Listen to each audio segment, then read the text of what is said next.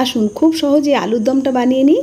এখানে আমি আদা, কাঁচা লঙ্কা, টমেটো, চালমগজ আর কাজু বাদাম নিয়ে সামান্য একটু জল দিয়ে একটা পেস্ট বানিয়ে নেব। তারপরে কড়াই গরম হয়ে গেলে এর মধ্যে সাদা তেল, ঘি দিয়ে দেব, তার মধ্যে হিং ফোড়ন দিয়ে দিলাম, তারপরে এখানে শুকনো লঙ্কা আর জিরে ফোড়ন দিয়ে দিলাম। ব্যাস, তারপরে যে পেস্টটা করে রাখলাম সেই পেস্টটা দিয়ে দিলাম, দিয়ে সামান্য নাড়াচাড়া করব।